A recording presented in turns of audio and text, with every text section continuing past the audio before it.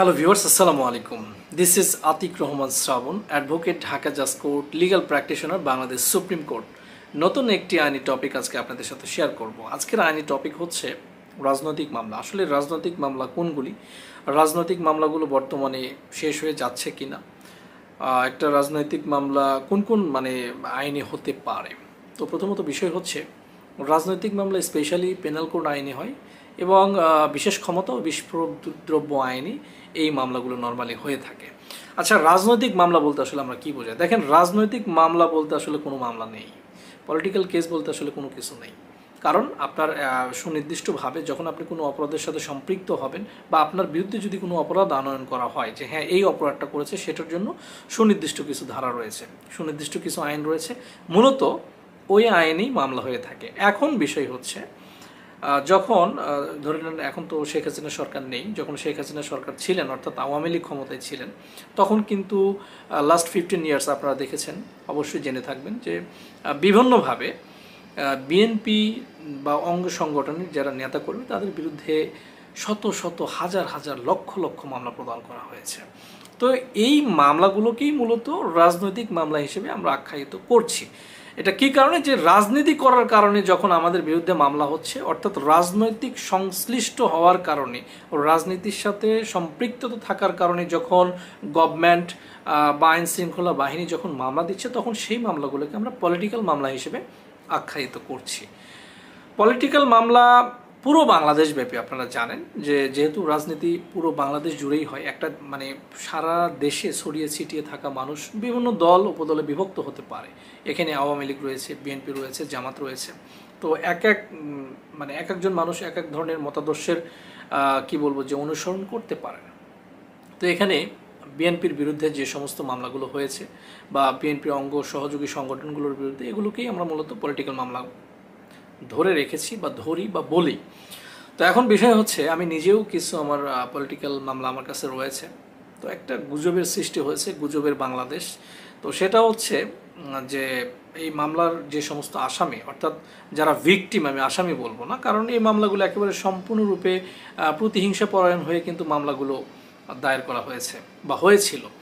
তো এখন বিষয় হচ্ছে এই মামলাগুলো, কিছু মামলা আছে রিসেন্ট, হয়তো এই যে লাস্ট অক্টোবর, নভেম্বর, ডিসেম্বরে 2023-এ তখন হয়েছে। তো এই মামলাগুলো কিন্তু এখনও পর্যন্ত চার্জশিট পুলিশ প্রদান করেনি।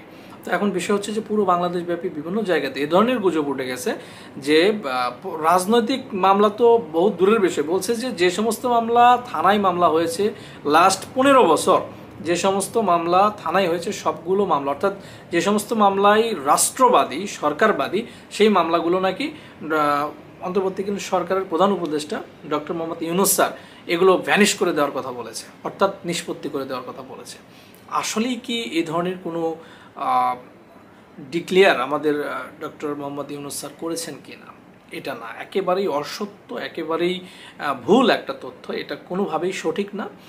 এটা কোনো ধরে নেন আমার একটা ক্লায়েন্ট, সে আমার ধরে নেন না, এটা কিন্তু একেবারে সত্যি ঘটনা, আমাকে ফোন দিয়ে বলছে যে ভাইয়া ওনার একটা নারী শিশু মামলা, অপহরণের মামলা। ফোন দিয়ে বলছে ভাইয়া আমার একটা কী মামলা? রাষ্ট্রবাদী মামলা। তো আমি বললাম যে হ্যাঁ রাষ্ট্রবাদী মামলা।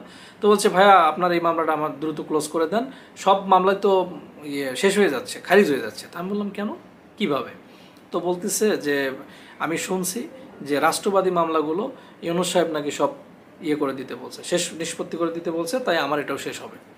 এখন ওরে বোঝাবে কে যে এটা তো নারী শিশু মামলা, অপহরণের মামলা, এটা তো পলিটিক্যাল মামলা না। যদিও পলিটিক্যাল মামলার বিষয়েও এখন পর্যন্ত কোনো ধরনের কোনো সিদ্ধান্ত হয়নি। এই মামলাগুলো কী রকম হবে, এটা তো একেবারেই ভ্যানিশ করে দেওয়ার সুযোগ আসলে আমি মনে করি পার্সোনালি যে এটা হবে না গণহারে।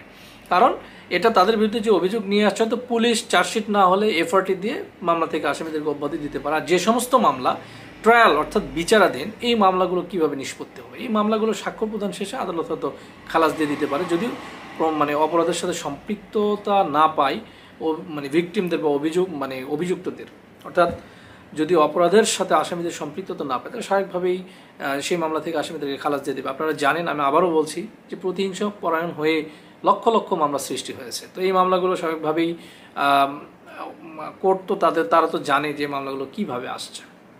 কিন্তু দ্যাট মিনস ইট নট যে মামলাগুলো একেবারে এককালীন একটা আদেশের মাধ্যমে সব নিষ্পত্তি হয়ে যাবে, এটা কিন্তু না। তো এই যে একটা গুজবের সৃষ্টি হয়েছে, এটা একেবারে অসত্য একটি বিষয় এবং সম্পূর্ণ গুজব। এটার উপরে ভিত্তি করে যে না এজাহার এফআইআর যে সমস্ত মামলা হয়েছে এই মামলাগুলো সব খালাস বা সব মামলা খারিজ হয়ে যাবে, একেবারেই সম্পূর্ণরূপে অসত্য তথ্য। দেখেন, একটা পলিটিক্যাল মামলা কোন কোন ধারায় হয় সেটা আমি আপনাদেরকে বলেছি, রাজনৈতিক মামলাগুলো। তারপরে যেটা যে একটা পলিটিক্যাল মামলা যে সমস্ত একটা গুজবের সৃষ্টি হয়েছে যে মামলাগুলো শেষ হয়ে যাচ্ছে, এখন যেহেতু অন্তর্বর্তীকালীন সরকার রয়েছে, সুতরাং আওয়ামী লীগ সরকার কর্তৃক দায়েরকৃত সমস্ত মামলা খালাস পেয়ে যাচ্ছে, এটাও একেবারে সম্পূর্ণরূপে অসত্য তথ্য।